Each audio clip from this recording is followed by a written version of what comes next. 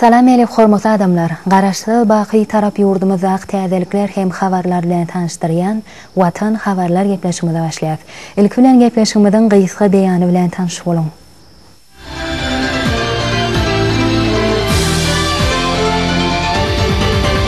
Yurdumyzyň möhüm wakalary barada taýýarlanan hepdelik tekbirleme. Türkmenistanyň Jemaat Hojalygy Ministrligine täze çeýnikalary gelip goşdy. Yurdumuzda büyükköy at sapışık mövsümüne badalga verildi.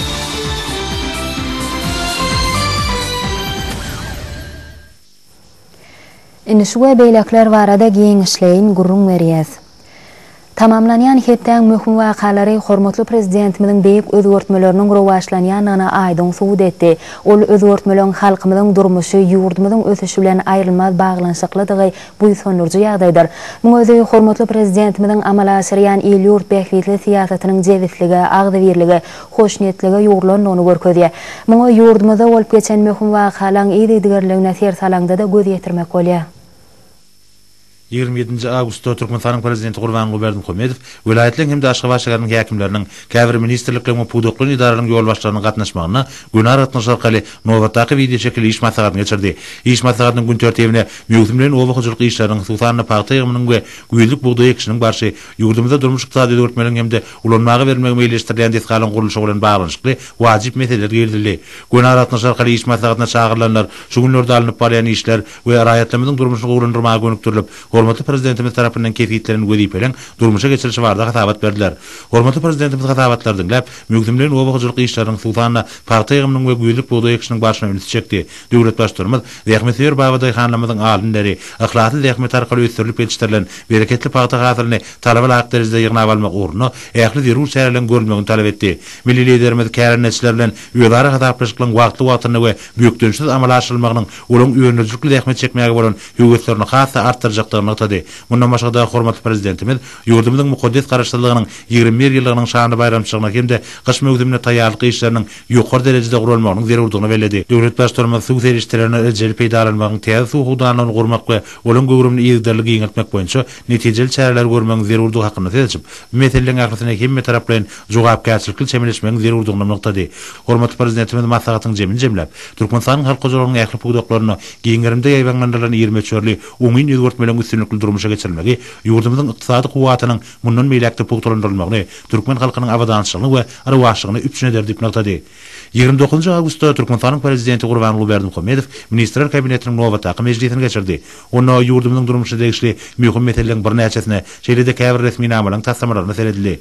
Döwlet başçylygymyz mejlisiň gün tertibine aglan edip, oňa gatnaşyklary söz berdi. Olar öz ulgamlaryny alınıp barýan işler barada hatabat berdiler. Yurdumyzyň halkara awraýynyň hassa artýanlygy, milli ykdysadyetimiziň ösüşi, hormatly prezidentimiziň ýöňde goýan wezipeleriniň durmuşa geçirilişi hatabatlaryň ödenini düzdi. Milli liderimiz awraýyny halkara guramalarynyň we düzümleriniň çäklerini netijeli hyzmatdaşlyk göstermegiň beýtarap Türkmenistanyň daşar tiýatynyň ileri turýan ugurlarynyň biridigini aýraty noktady. Ýöňde goýan wezipeleriň ýerine getirilişi hormatly prezidentimiziň düýpli özgörtmelerini durmuşa geçirmekde amala aşyrýan işleň netijeli bolmalygyna döwlet başçylygymyz üniti çekdi. Her bir işte taýyklaryň zerurdygyny aýtmak bilen hormatly prezidentimiz ýokary ösüşiň gadanylmalygyny aýtdy. Soňra Ministrler Kabinetiniň käbir agdalarynyň hem de Döwlet Hukukçylyk Keňeşiniň agdalarynyň gatnaşmagyna mejlis dowam etdi. Mejlisde gatnaşyklар öz pudoklaryny ýerine ýetirilýän işler barada hatabat berdiler. Hormatly prezidentimiz yurdumyzyň harby hukuk goraja idaralarynyň öňüne goýulan wezipeleň ürän möhümdigini nyktamak bilen olary halkymyzyň paragat durmuşyna ygtybarly goramagy üçin etmek we Türkmenistanyň döwlet sergetleriniň hemişe paragatçylyk hem de dostluk sergeti bolmagyna hemme taraplaryň ýardym etmegiň asylly we jogapkärlik wezipesiniň ananlandygyny bellädi. Hormatly prezidentimiz milli ýararly güýçlenmediň öňünde durýan wezipeler barada aýtmak bilen deňde çykalgaty bolan islenlik döwlet ýaly biziň ýurdumyzyň deňiz sergetlerine gödökçük etmegiň, olaň howpsuzlygyny saklamagyň zerurdygyny bellädi. Türkmenistanyň harby doktrinasynyň esasy ýörelgelerine laýyklykda biziň ýurdumyzyň ýararly güýçleriniň esasy ýörelgesiniň gorunlyk häsiýetini nedegini belläp döwlet başçylygymyz Türkmenistanyň ýararly güýçleriniň harby deňiz güýçlerini ösdürmegiň maksatnamasynyň işläp taýýarlanyny hem de tasdiklanyny bellädi. Döwlet başçylygymyz soňky döwürde ýurdumyzda ägir türlü işleň bitirilýändigini kanagatlanmak bilen belläp, Ministrler Kabinetiniň mejlisine gatnaşylan we Döwlet Hukukçylyk Keňeşiniň agdalarynyň ünsüni bir näçe möhüm meseleleri çekdi we berkarar döwletimiziň bagtyarlyk döwrüne ýurdumyzda hemme taraplaryny ösdürmek boýunça ýöňde goýulan YDP-nin üstünlükli çözülmeliligini gıtadı. Milli liderimiz hususanna yurdumuzda jemgyetçilik tertibini, paragatçylyk we asudalygy netijede bolsa, halkymyzyň abadançylygyny gorap taklamakda, harby düzümleň şahsy düzümleň harby watançylyk ruhuny terbiýelemekde, olaň hüner saatlygyny ýokalandyrmakda, iýdigderli işleň alınıp barylmagyna üns bermegiň zerurdygyny belledi. 30 Ağustos Türkmenistanyň prezidenti Gurbanguly Berdimuhammedow iş sapary bilen Tehranda geçirilen goşuşmazlyk hereketine gatnaşy ýurtlaryň döwlet we hökümet başçylarynyň 16-njy sammitine gatnaşmak üçin Iran Islam Respublikasyna gurdy. Hormatly prezidentimiz Tehranyň Mehrabat halkara howa menzilinden maslahatlar merkezine bardy. Bu yerde Türkmenistanyň prezidenti Gurbanguly Berdimuhammedowyň Iran Islam Respublikasynyň prezidenti Mahmud Ahmadinejad bilen duşugy boldy. Oň başyna iki goňşy ýurtlaryň diýip bolan döwlet ara gatnaşyklarynyň iki taraplaryn we köp taraplaryn görnüşde şeýlede Awrail halkara gurumalarynyň hemde düzümleriniň çäklerini işin gösterilmegine ıgrarlydygy tasdiq edildi. Şol güni Türkmenistanyň prezidenti Gurbanguly Berdimuhammedow Iran Islam Respublikasynyň beýik ruhy lideri Ayatullah Sayyid Ali Hosseini Khamenei bilen duşdy. Duşuň başyna ruhtaýdan ýakynlygyň hemde taryhy medeni mirasyň amumlygyny aslanyan Türkmen Iran halklarynyň arasynda hyzmatdaşlygyň dostlukly we hoşnýetli goňşulykly häsiýeti eýdig belenni.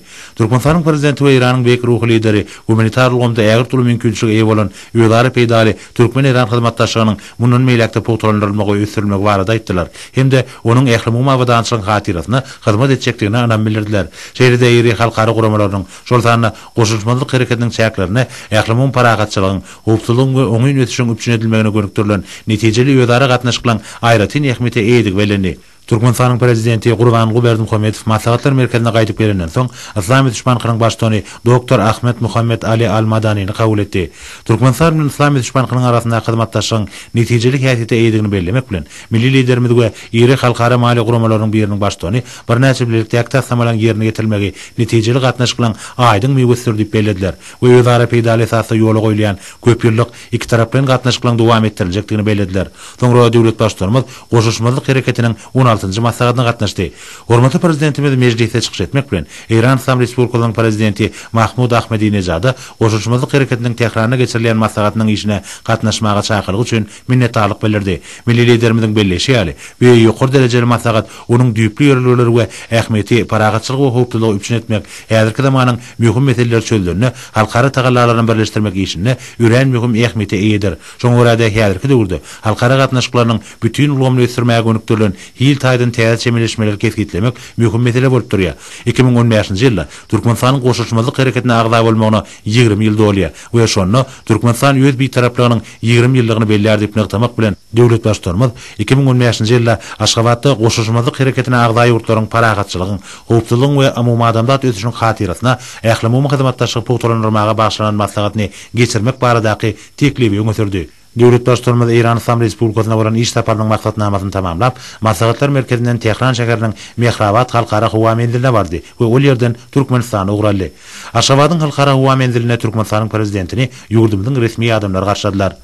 31 Ağustos Türkmenistanyň prezidenti Gurbanguly Berdimuhammedow ýakyn eginleşlerinden, meclisiň başlygyndan, ministrler kabinetiniň başlygynyň orunmasarlaryndan, ýurdumyzyň harby hukuk goruji idaralarynyň ýolbaşçylarynyň, bilimler we talip ýaşlar güni münasibetli gutluklar kabul etdi. Ýa-da milli liderimiz täze okuw ýylynyň başlanyanyny alamatlandyrýan bayram bilen tüýsürekden gutlap, bagyt berk jan saglyk, uzak ömür we döwlet durmuşynyň ähli ulgamlaryny özgertmek boýunça belän giňmeçörli meýilnamalaryny durmuşa geçirmekde üstünlikler arzuw etdiler.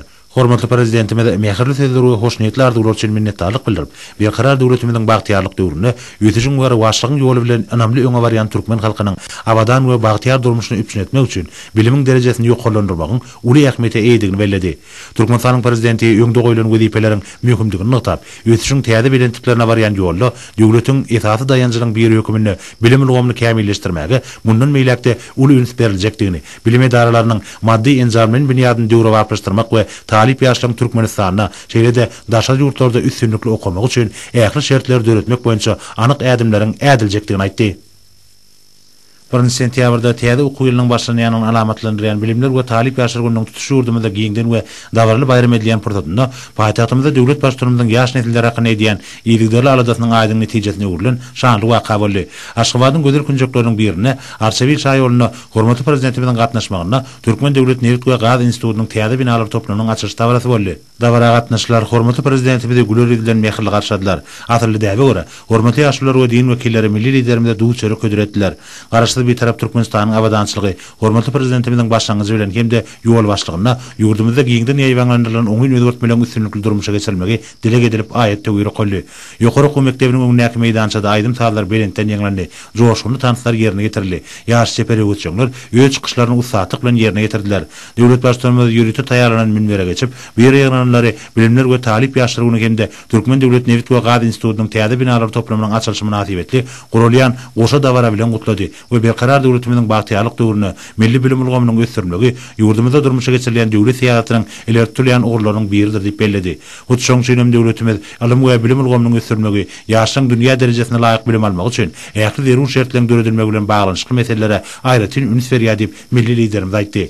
Geçirilen dawaraň ähmeti barada aýtmak bilen hormatly prezidentimiz täze ýokary okuw mektebi milli bilim ulgamynyň ägir tuly geljeginiň bardygynyň baş alamatlary diýip bellemek bilen bu ýerde okuýply ýaşlaryň döwri wagt bilim aljakdyklaryna we ýurdumyzyň ykdysadytynyň esasy puduklarynyň biri bolan ýalňyz energetika toplamyna ýönlüjikli zähmet çekmek üçin kämil hünärmenler bolup ýetişjekdiklaryny anam bildirdi. Meýerim bolşaýaly biziň ýurdumyz tebigy serişdirler. Ýa-da neftin we tebigy gadyň gorlaryny üren baýdyr diýip bellemek bilen hormatly prezidentimiz biziň baş maksatymyzyň bu bagaylyklary oýlanşykly, aýagly we netijeli peýda almakdan olary ýurdumyzyň ykdysady kuwatynyň hasy artmagyna we mehriban halkymyzyň hemde dünýä halklarynyň abadan, bagtyar durmuşda ýaşamagyna gönükdirmekden waratdygyny ňytady. Hormatly prezidentimiz institutyň mowlumaryny we geljek uçurumlaryna ýüzlenip, olaryň öňde durýan ähli möhüm wezipeleriniň durmuşa geçirilmegine munasyp goşantyklaryny anam bildirdi. Soňra hormatly prezidentimiz institut bilen içkin tanışdy. Tanışyk burada milli liderimiz okuw şertleri, talipleriň ýaşaýyşy, tehnologiýaň üpçünçiligi bilen gazyklandy. Talipler we mugallimler täze institutyň ýokary derejede gurulanyny, ýa-da zamanyň kämil tehnologiýalar bilen üpçün edilenligi üçin hormatly prezidentimize hoşallyk bildirdiler. Ýurdumynyň döwri wagt bilim we alim merkezleri bolan ýokary okuw mekdepleriniň maddi enjamlaryny binýadyny hemme taraplardan pogtalandyrmak, olaryň milletiň iň bir aň paýgatly wekilleriniň kemale gelýän ýerine öwrülmegini üpçün etmek, Türkmenistanyň milli liderimiziň başlangyjy bilen ýaýwanlandyrylan we üstünlikli durmuşa geçirilen alim bilim özgörtmeleriniň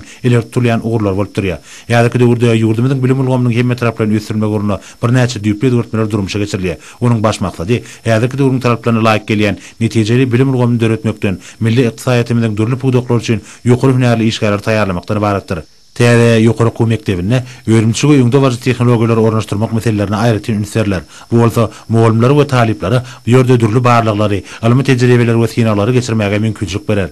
Täze institutyň ulanmaga berilmegi ýurdumyzyň hemde dünýä alymanyň maglumatlar tehnologiýalarynyň soňky gadanlaryny okuw pursatlaryna giňden öwrenmäge, alymy barlyklary işleňleşdirmäge oňoýly şertler döredir. Bu işleň ýerine getirilmegine institutyň maglumat tehnologiýalar merkeziniň ähmeti uly bolar.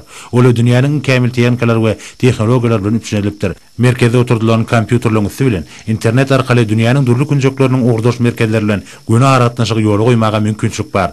Davara ýygynanlar ilim we bilim ulgamynyň ösürmegi barada içkin alady diýen üçin hormatly prezidentimize çoňur hoşallyk sözlerini aýtdylar. Hemde milletiň liderini berkarar döwletiň bagtyarlyk döwrüne ähli ulumçörli maksatnamalar durmuşa geçirmek uğruna öýet tagallalaryny gaýgyrmajakdyklaryny ananardylar. Soňra hormatly prezidentimiz täze ugurulan 12 gatly 70 köýlü ýaşaýyş çaýynyň açyş dawrasyna gatnaşdy. Türkmenistanyň prezidenti täze ýaşaýyş çaýyny fiýillanmagyna bir näçe öýlere bark berdi. Täze jaý toýuny tutýan maşgallar döwlet başçylaryny mehirli garşadylar. Milli liderimiz olary täze jaý toýu bilen gutlap, maşgala badançylygyny bagtyarlygy, agdyberligi arzuw etdi we olary gymmat bahaly sowgatlar goşurdy. Täze jaý toýuny toýlanlar öz gereginde milli liderimize halkyň bagtyarlygy we awadançylygy ugruna edýän ýygylar arada üçin tüýsürekden hoşallyk bildirdiler. Soňra döwlet başçylarymyz 160 orunlyk çağlar wagynyň ulanmagy berilmeginiň dawrasyna gatnaşdy. Täze çağlar wagynyň açylmagy hormatly prezidentimiziň başlangyjy bilen amala aşyrylan düýpli özgörtmeliň ýolunaky möhüm ädimiň we üýtüp barýan ýaş netleriňki döwlet tarapyndan edilýän ýygylar aradan aýdyň nişanlar. Mektebi üçin çağlar idarasynyň täze binasy bilen tanışlygyň barşynda hormatly prezidentimizi körpeler öýleriniň owagly çykyşlary bilen garşyladylar. Hemde şadyan aýdym taýlygyň üstü bilen hormatly prezidentimize bagtyar çağlyk üçin tüýsürekden hoşallyklaryny bildirdiler. Şanly we kalaň dawarlary Türkmenistanyň hormatly prezidentimiziň berkarar döwletimiziň bagtyarlyk döwrüne alyp berýän ýygyderli dörejilik hemde arwaçlyk syýasatyna ygyrarlygyny tasdiklady.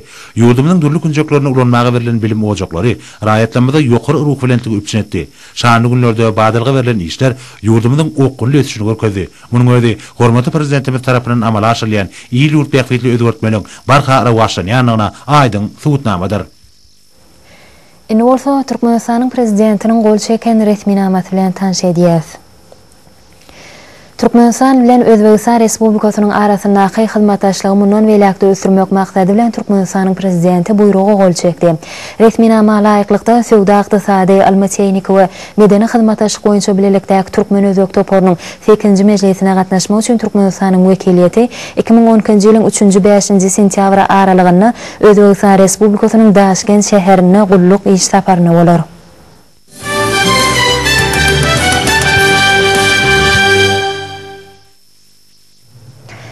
Häzir bolsa Türkmenistanyň prezidentiniň Türkmenistanyň magtumlar naky ýaşlar guramasynyň 4-nji gurultoýuna gatnaşyjylary we ýurdumyň ähli ýaşlaryny beren gutlagy bilen tanış edýäs.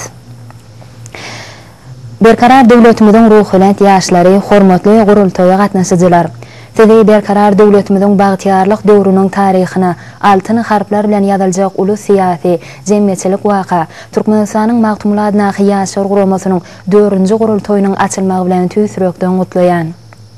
Sizin akwalyňyzda ulurun aljak bu gurultoýuň isiniň şowly we üstünlikli geçiriljakdygyna pogtonanýan edil ýaşlar berkarar döwletimiziň bagtyarlyk döwri garaşdy watanymyzyň syýasy, ykdysady, medeni we jemgyýetçilik durmuşyny mazmun taýdan düýple özgertmegi her bir işe täzesi temeleşmegi talap edýär.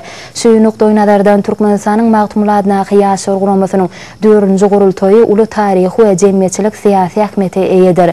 Bu gurultoýda gujur gaýratly, alymly, bilimli dörücü we gurucu ýetlermeden we gaýdlarmeden bütün durky bilen edil watanmydan mukaddesliklerini uýan bu günkü nesillermeden jemgyýetimizde demokratiýa ýoly bilen sarlaşykly ösürmäge agdy berligimizi we jemgyýetligimizi üpçün etmekde bitiren netijeli işlerine manasip baha berler.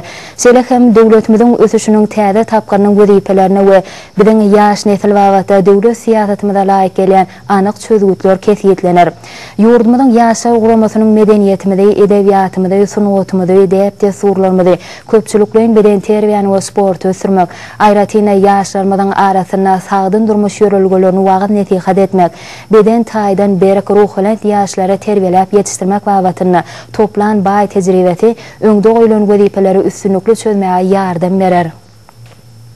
Biz bu guramaň agdalarynyň her biriniň jemgyýetimiziň agdy birligini, jewetligini üpçün etmäge isen gatnaşjakdygyna, ahlasy we tutan ýerli zähmet bilen ajaýyp üstünlikleri, ýokary netijeler gazanjakdyklaryna, ähli tagallalaryny beýik maksatlara, watanymyzyň berkararlygyny pogtolanyrmaga, hem halkymyzyň bagtyarlygyny rowaşlanyrmaga bagyş etjekdigine bil baglaýar. Hormatly gurultoýa gatnaşyjylar, Türkmenistanyň magtumlar naky ýaşlar guramasy döwletimiziň we ýaşlarymyzyň behiyetlerini goraýan, özüne müňlerçe watan söýjü ýaşlary jemleýän ýurdumyzyň iri jemgyýetçilik guramasydyr. Durnukly demokratik ýörelgeler esasyna döwletimiziň we jemgyýetimiziň sarlaşykly ösüşine ýardam bermek bu guramaň esasy wezipesidir. Ýurdumyzda ýokary ösüşlen gadanmaganda ýaşlar guramasynyň hemde ýaşlarymyzyň sallamly goşundy bardyr. Ýaşlar guramasynyň merkezi geňeşiniň welayet, etraf şäher guramalarynyň wekilleri ähli ýaşlarymyzy güýçlerini, bilimlerini, ukyplaryny we tejribelerini edil watanmadan depkinli ösmegini we awra mertebesiniň belende galmagynyň behidine bagyş etmelidirler. Dörüjülükli gözlegler, netijeli çözgütler, täzesi semeleşmeler, şu günkü nesilläň baş ýörelgeleri bolmalydyr. Mehriban ýaşlar, ýaş nesil hakynaky alada döwlet syýasatymyzyň aýratyn üns berýän ugurlarynyň biridir. Geleceğimiz olan ýaşlarymyzyň beden we ruhy taýdan sagdyn ösmegi, alymly bilimli bolmagy, dörüjülükli zähmet çekmegi, şeýle hem ýaş maşgalalan ýaşaýyş durmuş şertleriniň hassa gowlanylmagy üçin giň mümkinçilikler döredilýär. Ýaşlaryň ähli meselelerini öz içine alýan döwlet syýasatymyz ýaş nesillerde watanymyza bolan beýik buýsanjy döredýär. Her bir insan üçin öz watandan we halkyndan eri zat ýokdur. Türkmen ýigidiniň we gaýdynyň ýüregi elmadama jan watan Türkmenistan ýurmalydyr. Watan we halk diýen beýik hemde gudratly sözler ýaşlarymyzyň dilleriniň senasy baş çygary bolmalydyr. Türkmen ýigitleriniň we gaýdylarynyň süňünde belent ahlak, enata, halky we tutuş adamlarda bolan beýik söýgü jemlenmelidir. Siz öz ajaýyp we pek ahlagyňyz, ýokary adamkärçilik häsiýetleriňiz bilen edil watanymyzy dünýä tanatmalysyňyz. Beýik maksatlara ýetmek üçin siz hemişe zähmeti özüňize hemra edilmeliňiz. Watanyň beýik geljegi, halkyň bagtyar durmuşy üçin halal zähmet çekmek uly bagtdyr. Bede ata-babalarymyzyň ünlän insan-perwer ýörelgelerini manasip dowam etdirje merdana nesillermizden sizden beýik işlere garaşýas. Garaşda da bir tarap watanymyzyň beýik geljeginiň, halkymyzyň we adamzadyň bagtyarlygynyň, dünýäň parahatçylygynyň bähidine hyzmat etmek üçin uly mertebe bolmalydyr. Gadirli ýaşlar, hormatly gurultoýa gatnaşyjylar. Sede Türkmenistanyň Magtymladyna Ýaşar Guramasynyň 4-nji gurultoýunyň açylmagy bilen ýene de bir gedek tüýsürekden gutlaýan. Sede berkjan, saglyk, uzak ömür, bagat, awadançylyk hemde alyp barýan asylly işleriňizde elmadamary waşlyklar arzu edýän Türkmenistanyň prezidenti Gurbanguly Berdimuhammedow.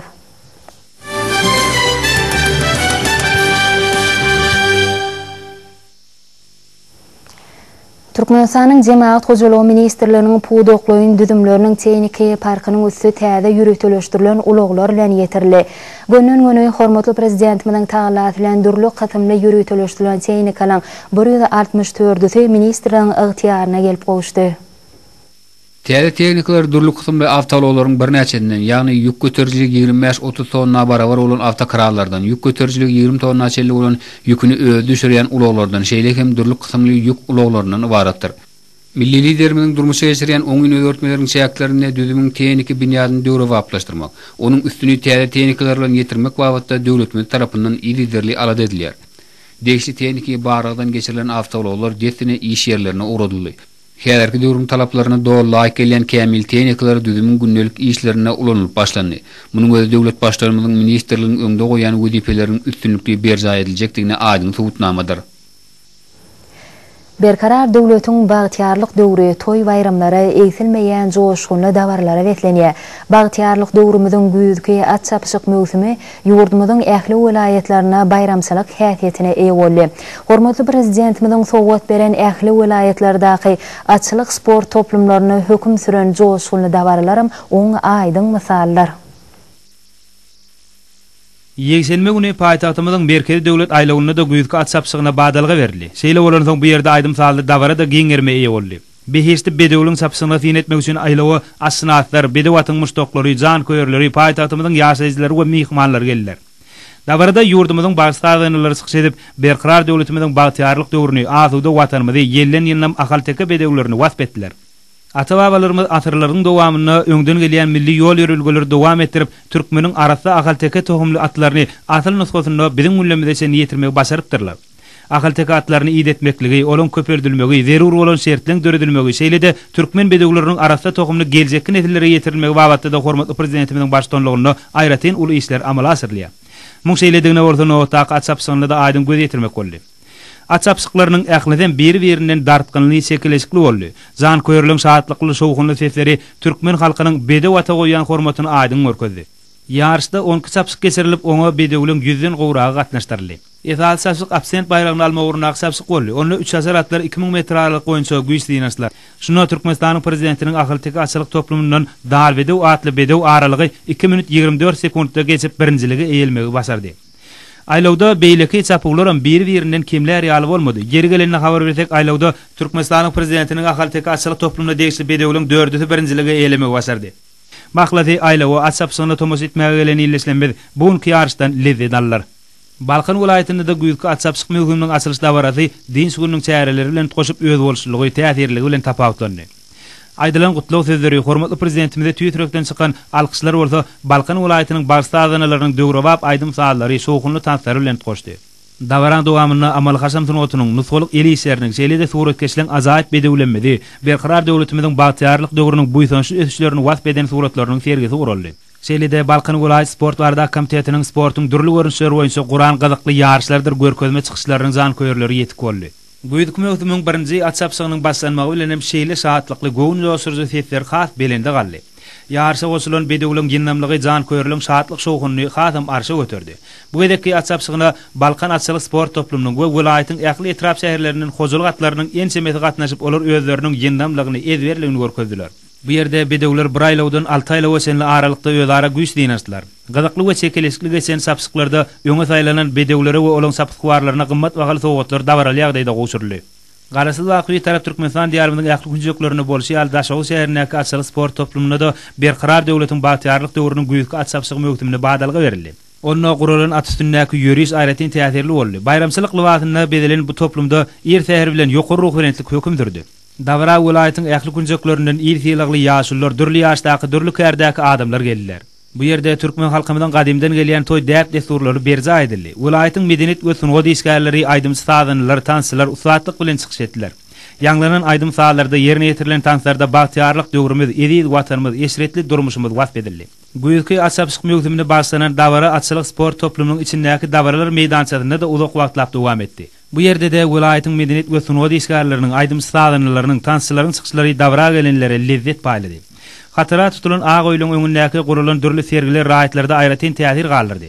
Ezatanam el işleriniň, ateswaplarynyň, çeperçilik sunuwatynyň sergileri hemmelen ününi ödüne çekdi. Gurulan Ağoýluň öňündäki bedemen ýerlerde başlyň ýerine ýetiren joşgunly aýdymlary saatlyk paýlady. Çapsykdan öň bu ýerde atçapsygynyň geçen möhümdäki ýeňjilerine gymmat bahaly sowgatlar gowşurly. Atçapsykda jemi 5 sapsyk boldy. Oňa daşogyň döwlet athanatynyň hemde hukuky gojalygatlarynyň 40 goloýy gatnaşdy. Dürli aralyklary bolan sapsyklarda ýyndan bedewler atçapsygyna gatnaşan jan köýerlerde aýratyn ruhberentlik, gowunç, buýsonç döretdi. Sapsyklarda ýeňji bolan bedewlere ferpaýlar ýapyldy. Atlan sapsyklarlaryna gymmat bahaly sowgatlar gowşurly. Jan köýerler supurdatlardan hakyky lezzet allar. Ýurdumyzyň çar ýanyna bolşy ýaly gadymy lewap topragynda da güýjki atçapsyk mögüminiň asylsy dawaraty ýokary şatlyk şowguna ötlendi. Hormatly prezidentimiziň welaýatyň ýylatyna peşkeş beren atçylyk sport toplumy owadan bayramçylyk lywatyna berenip bu ýerde truwaşdan aýdym saatly dawaralary ul orun berildi. Ýertäherden welaýat atçylyk sport toplumynyň öňünde mähelle bar jemlenip dawaraň mehmanlary bu ýerde medeniyet we sunwady isgärlerini ýerine ýetiren aýdymlaryndan, joşgunly tanslaryndan ruhy lezzet allar. Ağoýlar dikilip bu ýerde gurnalan sergiler, dürli sport çärleri, görkezme sport çykyşlary köpleň ününi ödüne çekip ýatdy galyjy häsiýete eýe boldy. Soňra ýelen ýuruq gamşylyk bedewlemede nowat berilip atlar aýlawa girdiler. 2 ýaşar şeýlede 4 we uly ýaşar atlaryň arasynda 1200, 1400, 1600, şeýlede 1800, 2000 metr aralyklarda jemi 5 aýlawda geçirilen atçapsygy gylgalanly häsiýete eýe boldy. Şowgun şagalana wetlenip, juda täsirli ýagdaýda geçen mögüminiň açylış dawaralary bu ýere tomuş etmäge gelen mäkelläň atçylyk sportunyň jan köýerleriniň kalplarynda ýatdan çykmajak duýgulary oýardy. Welaýatyň etrapdyr şäherlerinden gelip gowandyrjy netijeleri bilen köpçüligi şatlandyran edwer sapykwarlar, gymmat bahaly sowgatlara munasip bollar. Dawara nazarlar atababalarymyzdan gelýän sünnälenip sunwat derejesine çykarylan atçylyk sunuwatynyň, ganatly türkmen bedewleriniň meşhur ahalteki atlarynyň şan şöhratyny beýiklerden beýige götüren milli liderimize sähli hoşallyk sözlerini aýtdylar. Berqarar döwletimiziň bagtyarlyk döwrüniň bugünkü dinjalşyny Mary welaýatynyň atçylyk sport toplumynda da güýjki atçapsyk mögüminiň açylış dawaraty geçirilip, ol milli toýlarymyzda munasip şatlyk şowguna we ýokary ruhberentligi wetlendi. Hormatly prezidentimiziň welaýatyň ýylatyna sowgat beren atçylyk sport toplumynyň çar ýany diýdim köp adamly boldy. Dawara gatnaşan adamlar bedemen sahnadaky welaýatyň saýlama aýdymçylarynyň, tans we folklor toparlarynyň, etrapdyr şäherlerden gelen medeniyet isgärleriniň bagtyarlyk döwrüminde munasip aýdym saýlışyklaryny uly höwes bilen dinläp ruhy lezzet allar. Şeýlede aýdym saýly dawara atçylyk sport toplumynyň öňünde de dowam etdi. Atçylyk sport toplumynyň dawarada dörejilik sergilerine de giň orun berildi. Dawarada welaýatyň ýaş suratkeşleri bolsa ahalteki atlarymyzyň gözelligini wasp etmek boýunça özara wäsleşdiler. Bu ýerde welaýatyň usat turganlar toparlarym özleriniň sport görkezme çykyşlary, täsirli geçiren ýarşlar bilen öz usatlyklaryny görkezdiler. Soňra nowatdaky güýjki atçapsygyna badalga berildi. Welaýatyň teatr isgärleriniň atüstündäki edebi saýly çykyşlary bilen başlanan nowatdaky atçapsygy diýsen gydykly boldy. Bu edek atçylyk sport toplumynda türkmen halkymyzyň buýsonçyna öwrülen gamşylyk bedewlemediň çapsygyny tiýinlemek üçin bedew jan köýerleriniň müňlerçe geldiler. Bugünkü atçapsygyna Mary welaýat döwlet athanatynyň hemem hukuky gojalygatlarynyň ensemeti gatnaşdy. Bu edekki çapylar 500 metrden 1800 metr aralykda boldy. 5 tapgyrdan ibarat bolan çapsyklaryň her gedekki çapygyna öňe saýlanan atlar bedew jan köýerleriniň uly şowguny bilen garşylandy. Geçirilen ýarşylaryň netijeleri badawat jemlenip ýarşylaryň ýeňjileri bolan atlara gymmat bahaly sowgatlar gowşurly we haly ferpaýlar ýapyldy. Berkarar döwletimiziň bagtyarlyk döwrüniň her bir gününi şatlykly wakalara, toý dawarlaryna wetlemek enne asylly däwürli. Diyarmada bereket bilen gelen altın müýüziň elkinji din çünniň dawarlarym öz goşly aýratynlygy we täsirligi bilen tapawutlandy. Ýurdumyzda geçirilen din çünniň dawarlaryna raýatlarymyz agdybirlik bilen gatnaşdylar. Ahıl vilayetinin Abadan şehrine vilayet derecesinde geçirilen giyin gurumli aydım tadıl davarada turu baştan şaatlık şoğuna veslendi. Davarada asın o dişkarların çıkışlarına giyin gerimlerli. Davarang duvamına aydım tadıl ve tanıf toparlarının şeylede körpe çeperi göçüğünün bilinç çoğuşumdan yerine getiren çıkışlarının yer veri. Hormatı prezidentimizin baştonluğuna ötüşlüğün bilintliklerine tarap anamlı öňe barayan şan şöhrati dünyada olan ata vatanımıza Bahtiyar il günümüzde kuvunç buyutanışlarının hoşa vadı olup yanlarını. Şeýlede Abadan şäherine hormatly prezidentimizin gatnaşmagyna ýakyna davarar açylşy bolan Nah 20 fabrigine geçirilen din jarşgynyň çäresem turu baştan şowgun şatlygy veslendi. Vilayet Medeniýet Müdürliginiň şäher häkimligi bilen birlikde guramagyna bir ýerde geçirilen din jarşgynyň çäresi diýsen köp adamly boldy. Din jarşgynyň davaralary Balkan vilayet merkezine vilayetin ýakly etrapdyr şäherlerine de ýokary ruh bilentligi beslenip öýüz boşlugy täsirli bilen tapawutlandy. Baýmany mazmuny beslenen şeýle täsirli çärelen biri Balkanava şäherine bilenten tutuldy.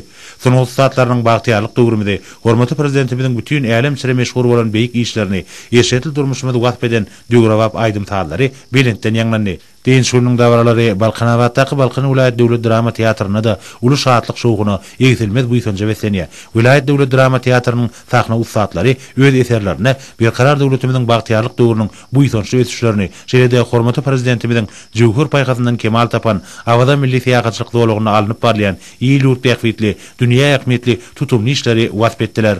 Din jarşgynyň dawarlary Daşoğul şäheriniň Nur Muhammed Andaliýew adynaky döwlet sahil drama teatrynyň öňündäki meýdançada da şatlyk şowguny beslendi. Bu ýerde vilayetiň soňky saatlary ýaş zekinleri ýokary ruh bilenlik bilen zekin usatlyklaryny görkezdiler.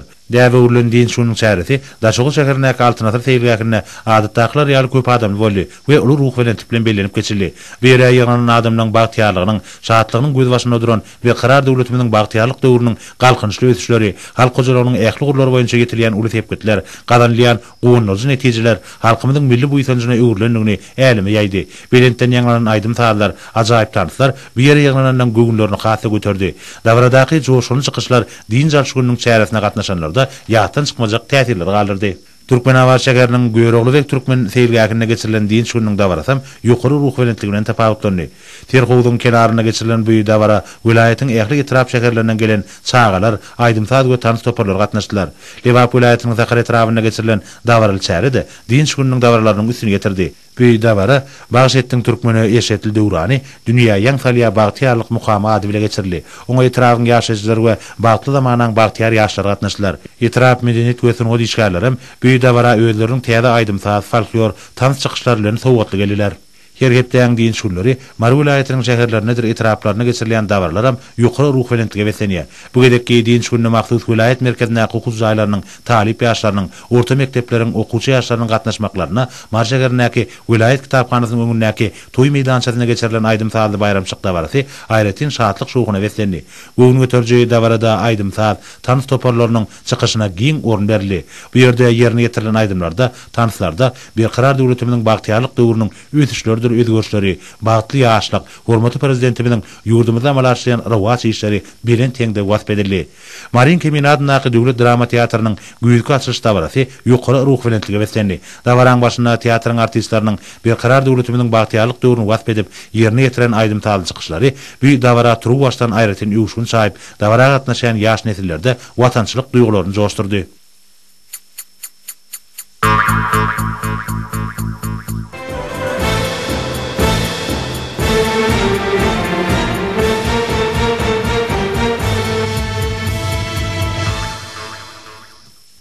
Ýurdumyň ähli günjegine ýaýwandyrylan sport ýaşlary ýokary ruh bilentligi beslenýär. Türkmenistanyň sport baradaky döwlet komiteti tarapyndan geçirilen beýatleşiklerde türgeler özleriň ustatlyklaryny görkezýärler. Voleybol boýunça Aşgabat şäheriniň birinjiligini almak uğruna geçirilen ýarış şekerleşlik häsiýeti bilen tapawutlandy. Gyzyklyada geçen voleybol beýatleşigine Iqtisadiýat we Dolanýaryş institutynyň topar birinji orny eledi. Paýtagyň voleybol sport mekdebiniň türgeleri ikinji orna munasip boldy. Döwletliler köşküniň voleybolçylary ýarışda üçinji orny eledi. Ýarşyň her bir duşgy türgeleriň maktada okullydygyny, ýeňşe bolan ynamlarynyň ýokardygyny görkezdi. Bu beýatleşik halkara ýarşlaryna öz bolşly taýýarlyk boldy. Her kullerde dowam eden paralimpiadada türkmen türgelleriniň çykyşy hemmileriň üns merkezinde durýar. Bütün dünýä ýarşlary parahaçylygyň, dostlugyň dawarlanýanyny suwd edýär. Hormatly ilişler, häzir bolsa gepleşigimizde geljek hepdeň dowamyna garaşylýan howa barada, ýurdumyzyň hidrometeorologiýa barada Milli Komisiýa tarapyndan taýýarlanan maglumaty siziň dikkatiňizde ýetirýär. Öňümüzdäki hepde boljak howaň ýagdaýy barada Türkmenistanyň ministra kabinetiniň ýanynaky hidrometeorologiýa barada Milli Komisiýadyň başlygy Batyr Halif ine şeýle gurun berýär. Assalamu alaykum hormatly ilişler. Bilsiňizler häzir Kwarta Türkmeniň milli lisenamasynyň ýallarak dör dowam etýär. Mähwan adamlar gelingen boldy geljek hepde ýurdumyzyň vilayatlarynda hemde paýtagtymyzda bolmanasyň howa maglumaty bilen tanış bolalım. Yani geljek hepden başyny we ikinji ýarmyny ýurdumyzyň çägine demladyk kunwatardan salkyn we çeýli howa akymynyň aralashmagy netijesinde diýarmynyň Balkan Ahal we Daşoğlu vilayatlarynda gyýytka batdan ýaşyň ýanmagyny, şeýle-de howaň gejegindäki temperaturaryň peselmeni araşlýar. Hatda akygy ýurdumynyň Balkan vilayatynda az kem bulutly hepden başyna we ikinji ýarmyny ütkäp duran bulutly howa bolup, gyýytka batdan ýağış çagar, ýyldyrym çakma mümkin. Demladyk kunwatardan günnäre uruny ütketýän tezligi sekundy 4-9-dan 10-17 metr etýän şemalyň ösmegini hemde howanyň temperaturasynyň gejelerini 14-19 gradusdan 26 gradus aralygynda maýl, gündüzlerini 23-28 gradusdan 35 gradus aralygynda maýl bolmanaslýar. Diýarmynyň Ahal vilayatynda az bulutly hepden başyna we ikinji ýarmyny ütkäp duran bulutly howa bolup, gyýytka batdan ýağış çagar, ýyldyrym çakma mümkin. Demladyk kunwatardan günnäre uruny ütketýän tezligi sekundy 2-den 11-16 metr etýän şemalyň ösmegini hemde howanyň temperaturasynyň gejelerini 14-19 gradusdan 25 gradus aralygynda maýl, gündüzlerini 25-30 gradusdan 36 gradus aralygynda maýl bolmanaslýar.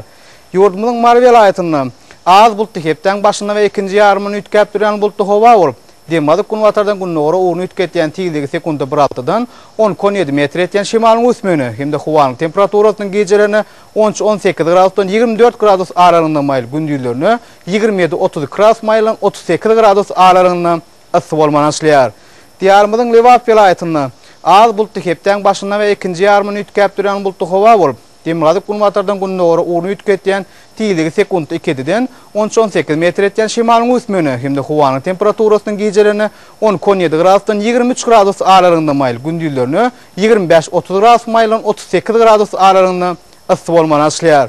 Ýurdumyzyň Daşoğlu vilayatynda az bulutly hepden başyna we ikinji ýarmyny ütkäp duran bulutly howa bolup, gyýytka batdan ýağış çagar, ýyldyrym çakma mümkin. Demladyk kunwatardan günnäre uruny ütketýän tezligi sekundy 3-den 11-16 metr etýän şemalyň ösmegini hemde howanyň temperaturasynyň gejelerini 10-15 gradusdan 21 gradus aralygynda maýl, gündüzlerini 22-27 gradusdan 34 gradus aralygynda maýl bolmanaslýar. Paýtagtymyz Aşgabatda az bulutly hepden başyna we ikinji ýarmyny ütkäp duran bulutly howa bolup, gyýytka batdan ýağış çagar, ýyldyrym çakma mümkin. Demladyk kunwatardan günnäre uruny ütketýän tezligi sekundy 2-den 10-12 metr etýän şemalyň ösmegini hemde howanyň temperaturasynyň gejelerini 15-17 gradusdan 25 gradus aralygynda maýl, gündüzlerini 27-29 gradusdan 34 gradus aralygynda maýl bolmanaslýar. Hormatly ilişler, siz geljek hepden dowamında bolmanaslýan howa maglumaty bilen tanış boluňuz. Üns berip dinleýän üçin sag bolun. Mähran adamlar, ine şunun bilen watan habarlar gepleşigimizde jemleýäs. Berkarar döwletimiziň bagtyarlyk döwründe ata watanymyz Türkmenistan ähli wagtlarda ösüşlere beslenýär. Ähli ösüşleriň özünde bolsa halkyň wähidi bar, çünki biziň ýurdumyzda döwlet adam üçindir. Hoş sag bolun.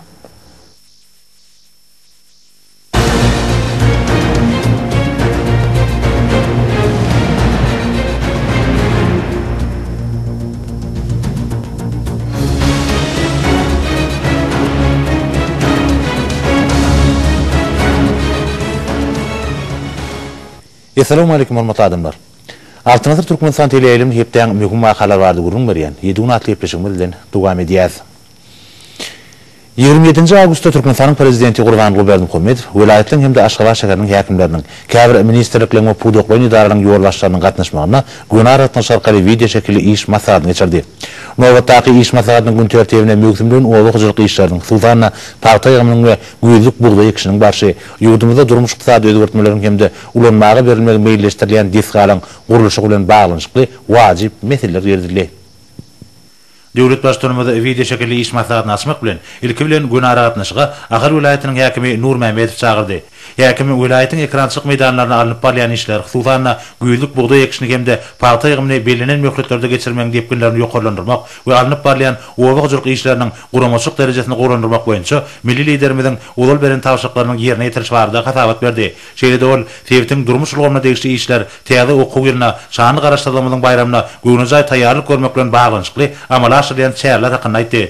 Hormatly prezidentimiz hasabat dinläp, mögümden owagajylyk işleriň hususan paýta ýygymynyň we güýlük buğday ekişiniň başyna öňe çekip we jogapkärlik işleň bellenlen meýilnamadan ýyda galýanyny aýratyn nykdady. Döwlet başlarymyz Rehmetsewer Babaday hanamyzyň alyn deri, ahlatly rehmet arkaly ösürilip ýetişdirilen bereketli paýta hasylyny tarapy laýyk derejede ýygnap almak urnuny ähli zerur çärelerini görülmegini talap etdi. Şeýle milli liderimiz Tewitde güýlük buğday ekişiniň öz wagtyna tamamlanmagyny üpçün etmek, kärnetçiler bilen hasaplaşyk işlerini göwnüjay ýola goýmak, ilatyň elektrik energiýasi bilen üpçünçiligini döwrüň talabyna laýyk guramak boýunça anyk tawşaklar berdi. Mundan başga hormatly prezidentimiz täze okuw ýylyna ýurdumyzyň mukaddes garaşdyrlygynyň 20 ýyllygynyň şanly bayramçylygyna hemde gyş mewsümine taýýarlyk işleriniň ýokary derejede gurulmagynyň zerurlygyny belledi.